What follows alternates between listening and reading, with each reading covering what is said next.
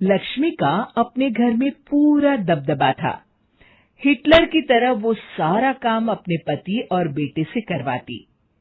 धीरे धीरे उसके पति की तबीयत खराब रहने लगी। सुनो जी, अब आप बुजुर्ग हो गए हो, काम में भी अब हाथ आपके फुर्ती से नहीं चलते। अरे भाग्यवान, भगवान से डर। तुझसे मैंने शादी अपने इकलौते बेटे के अच्छे पालन पोषण के लिए की थी, लेकिन तूने तो उसका बेड़ा गर्क कर दिया। मैंने क्या किया? पढ़ाया लिखाया, अब नौकरी नहीं लग रही तो मैं कैसे जिम्मेदार हो गई?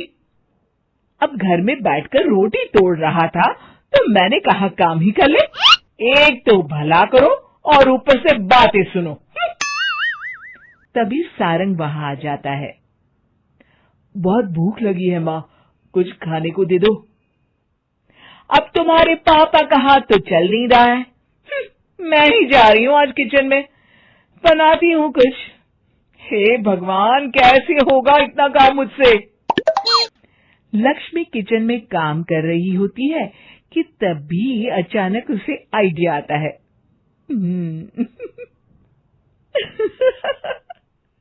अरे मैं भी ना, अरे यहाँ तो फ्री की नौकरानी ला सकती हूँ मैं, फिर मैं क्यों खाना बना रही हूँ? उस दिन लक्ष्मी सारंग की पसंद का खाना बनाती है और बैठकर उसे बड़े ही प्यार से खिलाती है। खा ले बेटा, खा ले, पेट भर के खा ले। अरे रुक, मैं तेरे लिए ना गर्मा गर्म रोटियां लाती हूँ। सारंग और उसके पिता एक दूसरे की ओर बड़े ही हैरानी से देखते हैं। बेटा सारंग, जरूर दाल में कुछ काला है, वरना ये औरत तो हमें बासी खाना भी सुकून से ना खाने दे। सुनील की बात लक्ष्मी सुन लेती है और जोर जोर से चिल्लाने लगती है। अरे हाँ, भलाई का तो जमाना ही नहीं रहा। एक तो आग में खुद को जलाकर तुम लोगों के लिए खाना बना रही हूँ और ऊपर से तुम्हें दाल काली लग रही है। अरे माँ, पिताजी का ये मतलब नहीं था, तुम बुरा मत मानो। अरे हाँ बेटा, तू कहता है तो मान लेती हूँ। लक्ष्मी सारंग के पास बड़े ही प्यार से बैठ जाती है और फिर कहती है, बेटा मैंने ना तेरी शादी करने की सोच ली है। अब तेरे पिताजी के हाथ भी नहीं चलते तो सोच रही हूँ तेरे लिए बीवी ले आऊं।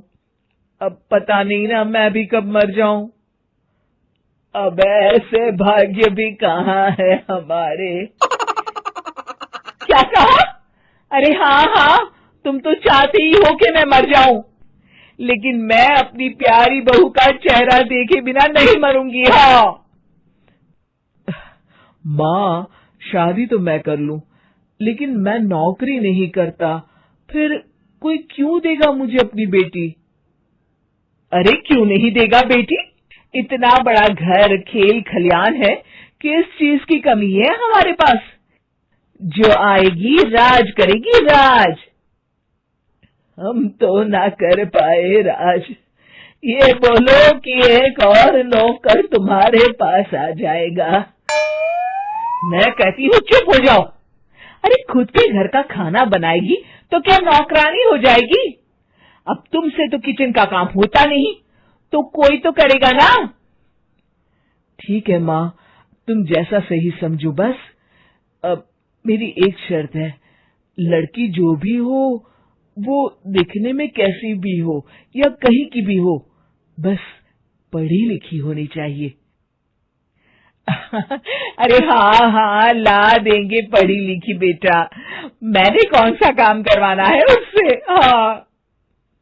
और फिर एक दिन पास के गांव की ही रति से सारंग की शादी हो जाती है।